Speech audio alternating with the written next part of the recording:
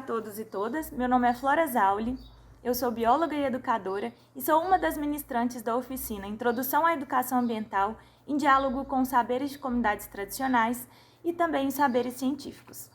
Bom, esse vídeo, ele é complementar à nossa oficina, nós teremos aí 2 encontros presenciais, então certamente alguns pontos a gente já vai ter discutido quando você assistir ele, mas como ele também vai ficar disponível, para outras pessoas que tenham interesse sobre a área, eu escolhi alguns pontos aqui que são cruciais para a gente estar conversando e apresentando um pouquinho sobre o tema. Para começar, eu já quero deixar claro que em 20 minutos é impossível a gente falar de todo o universo da educação ambiental. Então esse vídeo é mesmo uma introdução, um convite para que as pessoas busquem conhecer mais e até mesmo para deixar o meu contato à disposição, para quem quiser conversar, para quem quiser iniciar algumas atividades nessa área ou pesquisas nessa área. Tudo bem? Quando a gente fala de educação ambiental, cada pessoa vai pensar uma coisa diferente. Isso é a primeira coisa que a gente tem que estar atento quando a gente trabalha nessa área. Por quê? O entendimento do que é educação ambiental vai estar atrelado ao entendimento do que é meio ambiente. Então, a primeira pergunta que a gente tem que fazer para nós mesmos e para quem a gente está trabalhando é o que é meio ambiente para você? O que é meio ambiente para mim? E certamente, à medida que você vai lendo, à medida que você vai buscando, essa percepção ela vai se alterando, isso é natural e é até bom que aconteça.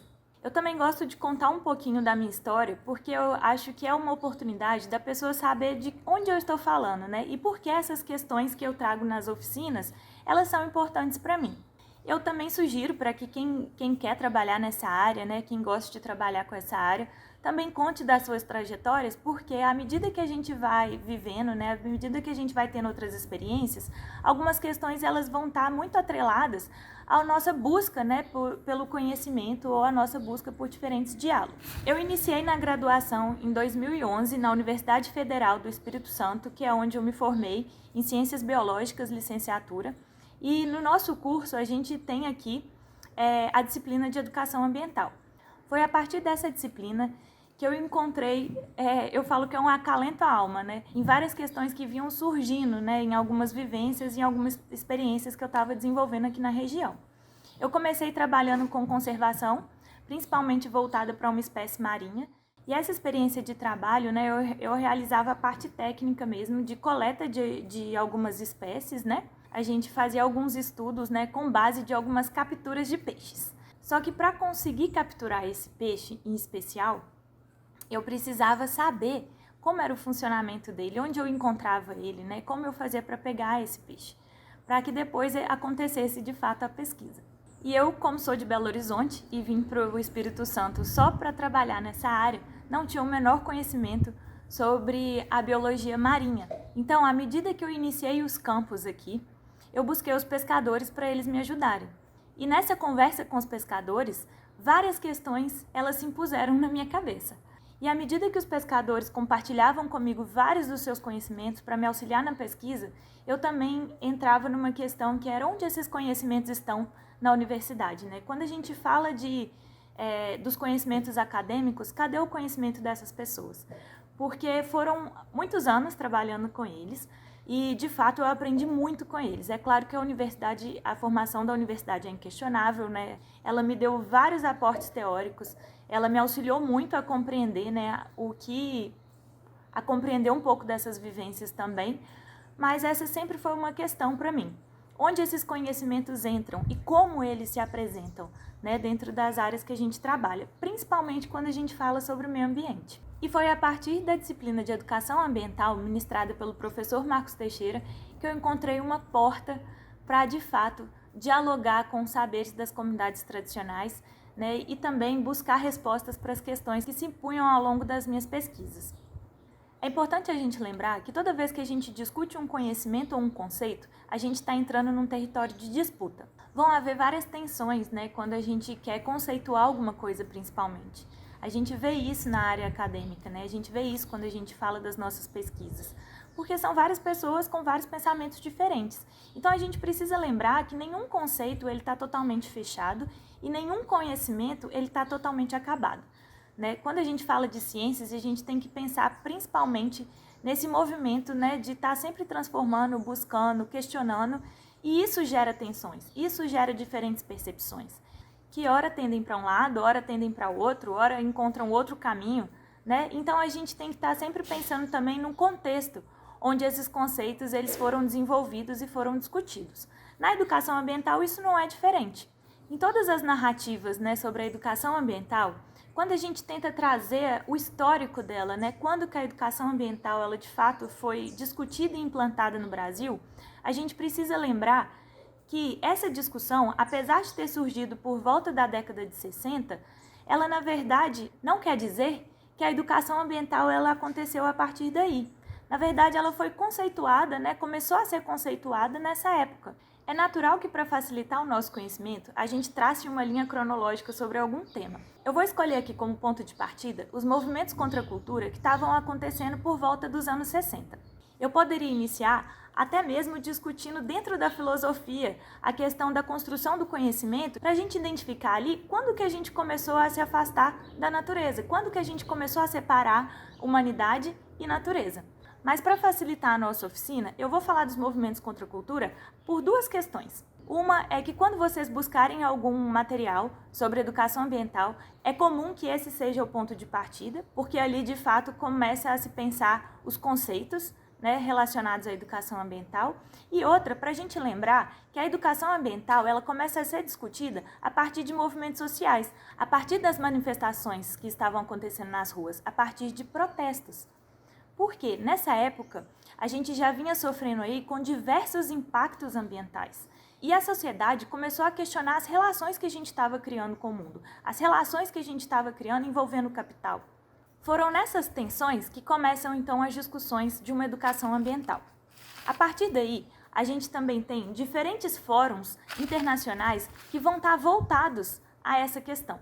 Alguns dos principais marcos que a gente tem aí na educação ambiental é o Clube de Roma, que ocorreu em 1968, a Conferência de Estocolmo, que aconteceu em 1972, e também a Conferência Intergovernamental de Educação Ambiental, que aconteceu em Tbilisi, em 1977. Esses marcos históricos e esses documentos que foram gerados a partir desses fóruns de discussão, eles até hoje orientam a prática da educação ambiental e até mesmo o conceito da educação ambiental.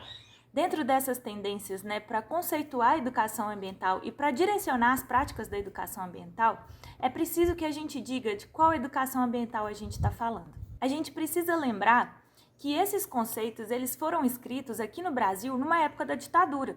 E por que isso está relacionado? Porque naquele momento, falar sobre qualquer coisa que passasse pelo social poderia ser vetado, ou melhor, censurado.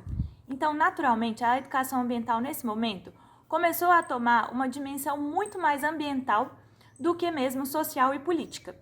Porém, à medida que houve uma abertura do governo, né, e outras discussões dentro da democracia, esses termos eles voltam a ser questionados.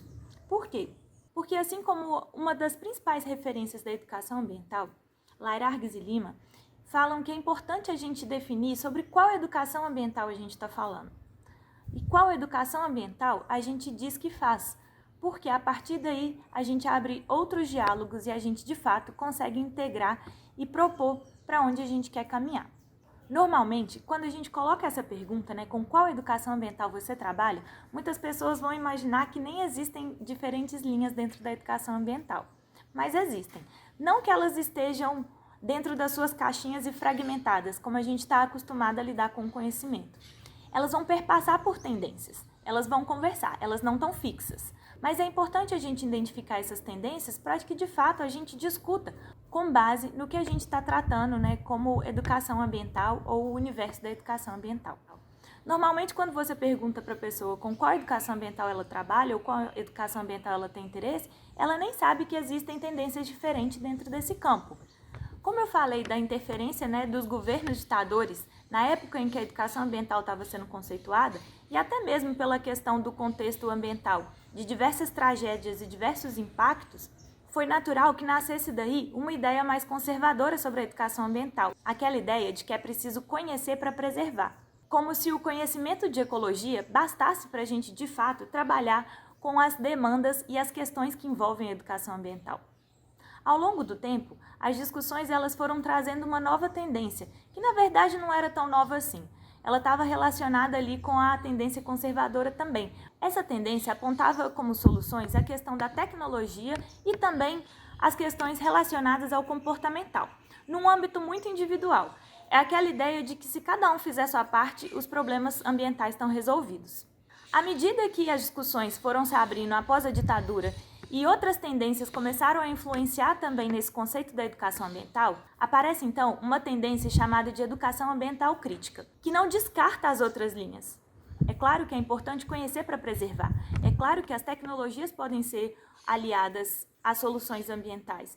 É claro que o comportamento de cada um também vai interferir muitas vezes nas questões que estão sendo pautadas. Mas o principal é que a gente entenda que ainda assim a gente está discutindo num âmbito raso. Por quê? As questões ainda têm raízes mais profundas. Elas estão principalmente relacionadas ao nosso modelo de produção. É preciso questionar o nosso modelo de produção. Esse sistema econômico que esgota os recursos naturais, que explora as pessoas que estão ali. É preciso a gente olhar um pouquinho mais além. É entender que quando a gente fala de educação ambiental, a gente está falando de relações. A gente não está falando só de natureza. A gente está falando de pessoas também e das relações dessas pessoas entre elas e entre a natureza. O que a tendência da educação ambiental crítica vai contribuir muito para o debate é que ela vai politizar o debate. Por isso, que acreditar que falar de ecossistema e trabalhar somente com a natureza para trabalhar a educação ambiental é impossível, porque essa área ela está muito mais no âmbito pedagógico do que no âmbito natural ou ambiental. Bom, e para fazer a discussão com as comunidades tradicionais, e seus saberes e como esses saberes eles contribuem para esse olhar mais amplo da educação ambiental, é inevitável que a gente fale de pessoas, é inevitável que a gente fale de política. No momento em que a gente fala da questão ambiental e a gente culpabiliza qualquer homem que seja, coloca lá causa antrópica, a gente está generalizando. Será que todas as pessoas são iguais? Se a gente não acreditasse mesmo nas pessoas, por que a gente estaria discutindo a educação ambiental? É preciso que a gente faça uma diferenciação de quais pessoas a gente está falando, de qual impacto a gente está falando, quem são os atores envolvidos e quais são as relações políticas que existem dentro desse impacto. Por isso, falar de educação ambiental é o mesmo do que falar de educação.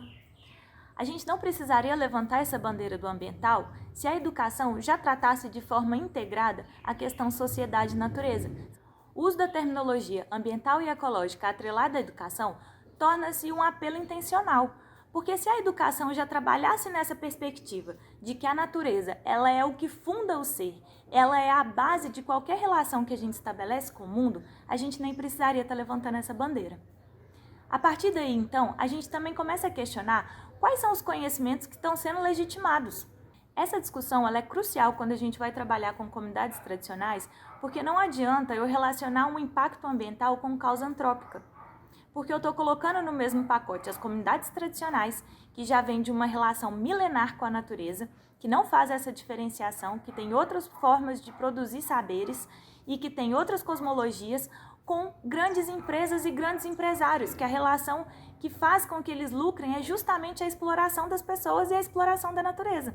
Foi a partir daí que nasce, então, um diálogo com a Cristiane Andrade, que foi quem iniciou esse projeto Luzia. A gente começou a conversar. A gente viu que mesmo eu na área ambiental e ela na área das relações internacionais ou da dramaturgia, a gente tinha uma visão muito semelhante, porque a gente via que existiam vários outros saberes ali, nos campos que a gente fazia, e a gente buscava dentro da academia formas de discutir esses saberes, validando também esses saberes atrelados a outros saberes científicos. Não desista! Sempre exista! Porque essa é a cultura do Brasil! No nosso próximo encontro, é muito importante que vocês participem, porque eu convidei 2 pessoas para estarem ministrando a oficina junto comigo, que é a Ana Carolina Souto e a Gabriela Lopes, que são mulheres que moram no quilombo urbano chamado Santana, e elas de fato vão poder contribuir muito para essa nossa discussão da educação ambiental.